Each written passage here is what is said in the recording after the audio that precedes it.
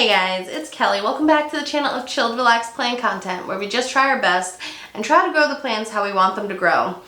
If that sounds like something you're interested in, or you can relate to, or you just want to hang out, hit the subscribe button. Let's be plant friends. So I think today what I'm going to be doing is going around my house and just giving you a little update on how the plants are going.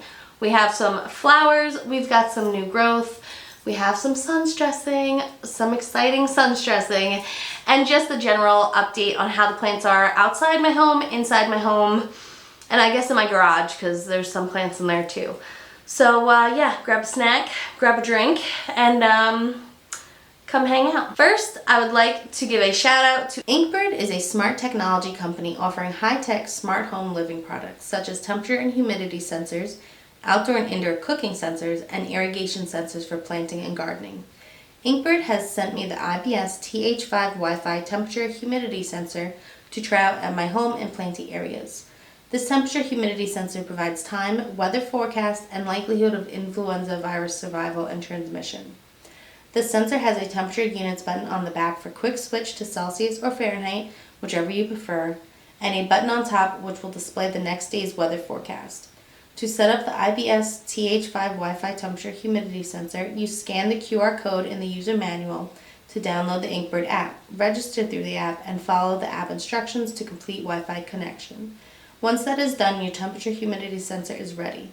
Place where you want the temperature and humidity to be monitored, and that's it. This sensor has a USB-C plug, and you can download the app where it can show you all of the temperatures and humidity readings that they take, and you can get a little trend just to see and monitor how your room is, how your environment is. It's just cool, something cool to look at. I think it's going to be really cool. I think I'm going to have mine set to Fahrenheit because that's what I'm used to. So right now the temperature in my plant room with the window cracked is 75 degrees and the humidity is 70. So I think what we're going to do is just go around. I have like 3 areas where I keep plants. It's the plant room, my sunroom, and my garage during the winter for my outdoor plants. And we're just going to test the humidity and see what it's like. And I'll give you some updates on the plants that we got going on. Alrighty guys, see you in a bit. Alrighty guys, so this is my little Hoya wall over here, and there are 2 things I want to show you I'm really excited about. So right here is the Hoya Bertonier flowers, and you see all that sap? It's all there. It does smell like butterscotch. That is crazy. That is a very strong smell when you get all that on there. And then under here, the other update I want to show you is my Obscura is sun stressing. I moved her so that she's directly under the light, and we are starting to get that pink blush. I'm excited to get plants, a whole bunch of red on there with the bright green venation. It's going to be really pretty. Alright, so I put the temperature humidity sensor right here, and you can see the window is cracked. And it's 76 degrees and around 65% humidity. I'm going to move it to the other side of the wall, over by like a little terrarium I have set up, and we're going to see what the temperature and humidity is over there. Alright, so I have it set up right above this little makeshift terrarium that I built out of an old fish tank. And I threw a bunch of nodes in here a couple months ago, and this is how it's looking.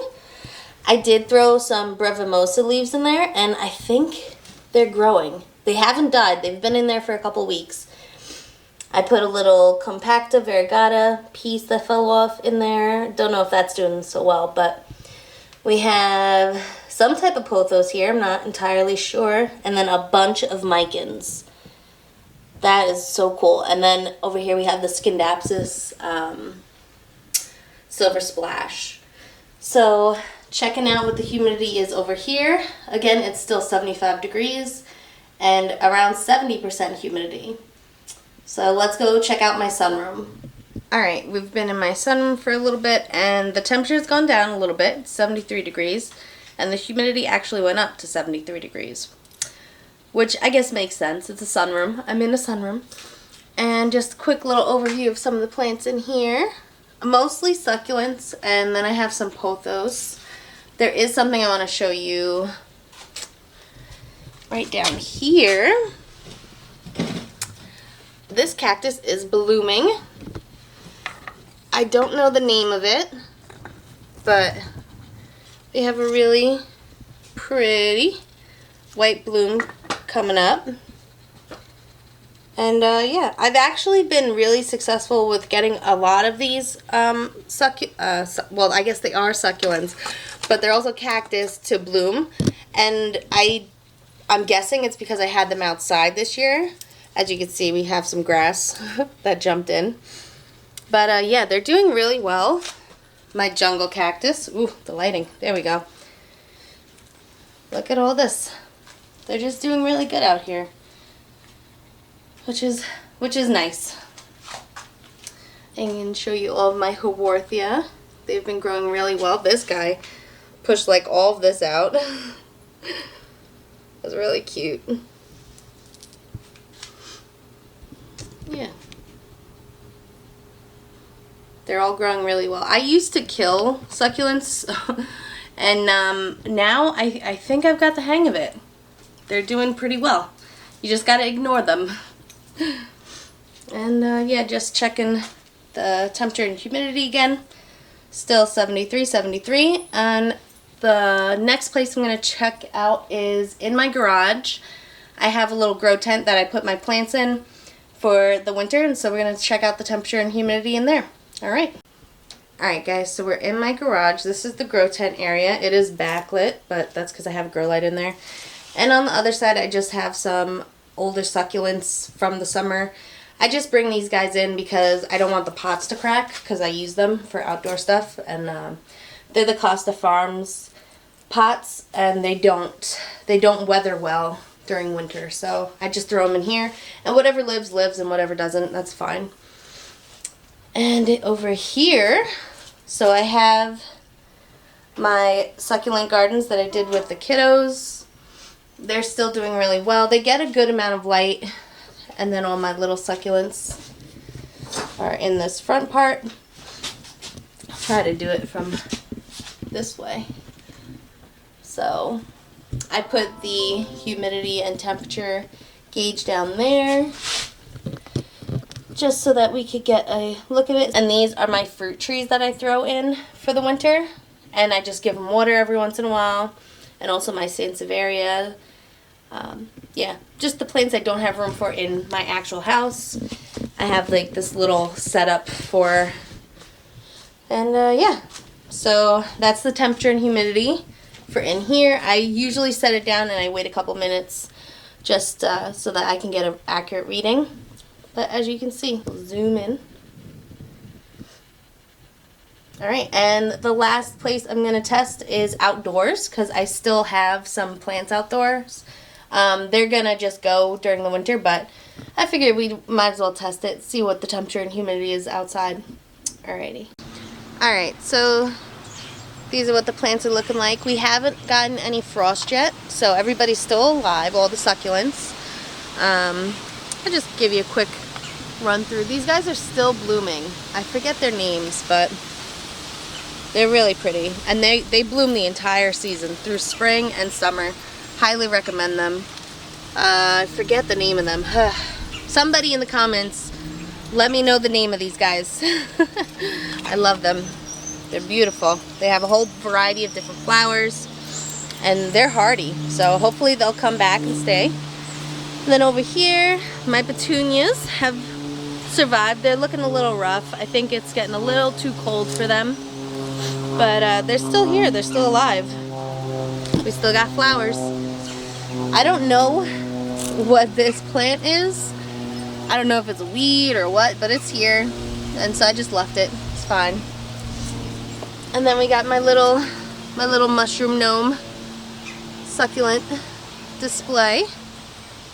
Looking really cute. We got some Halloween decorations out.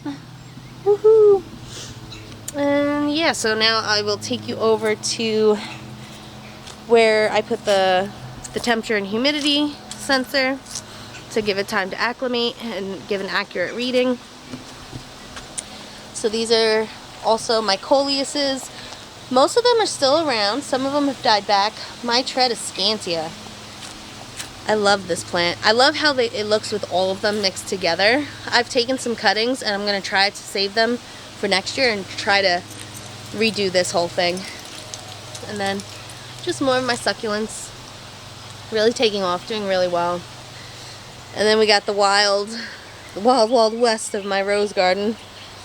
These plants are all pretty much done for the season. And these are where I had all those pots that I put in the garage. And as you can see, the temperature is 69 degrees, 45% humidity. And we'll hit the top button. It'll give us the temperature for tomorrow, which is going to be partly cloudy. Not temperature, but the weather. Yep, partly cloudy. And there'll be as you can see also it says moderate risk. That's because the temperature and the humidity are going down. Viruses tend to thrive in cold and dry environments, where fungus and bacteria tend to thrive in hot, humid environments. So yeah, something to know, something good to just be aware of. But yeah, I think that's it. Alrighty guys, so that's it for today's video. We're just testing out this temperature humidity sensor from INKBIRD. Let me know if you guys monitor your temperature or humidity and how you do it in the comments below. And yeah, can you guys hear the birds? I recently filled up my bird feeders and they're hungry. So I'm gonna get going so they can eat. And until next time, relax, plants, peace out.